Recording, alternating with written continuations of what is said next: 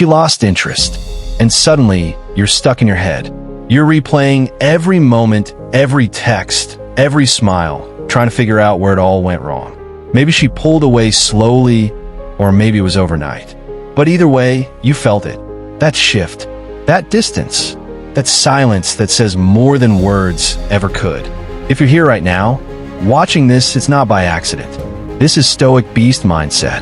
And this is not just another video. This is your wake-up call. Because the truth is, she might have walked away, but what really hurts is how you feel about yourself right now.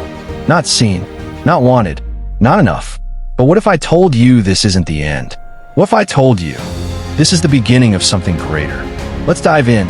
First, stop mistaking neediness for vulnerability. There's nothing wrong with expressing how you feel. Telling someone, I miss you, or I care about you, that's honest. That's real.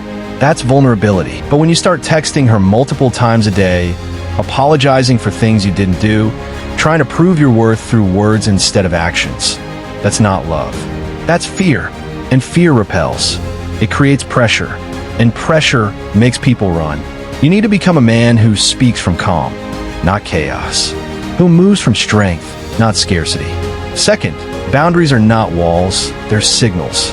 When you have no boundaries, you're telling the world, and her, that your self-worth is up for negotiation. You'll bend, you'll break, you'll beg, just to keep her close. But the truth? People don't respect what you don't protect. If you wouldn't let a stranger walk over you, why let someone you care about do it? Boundaries aren't cold. They're powerful. They show that you know what you stand for, and more importantly, what you won't stand for. Third, you must kill the scarcity mindset. You've convinced yourself she's the only one, the only chance, the only source of love that matters.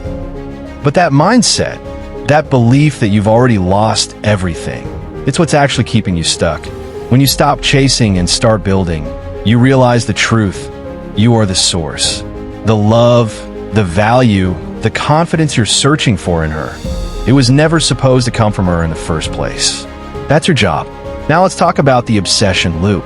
You think you miss her, but what you really miss is the version of yourself you were when she looked at you like you mattered.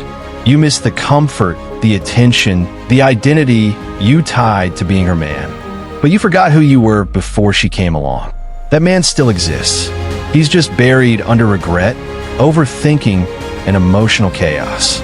So take that energy you're spending on checking her social media and invest it in you. Train, build, create, read, heal. Not for her, for you. Because here's the truth.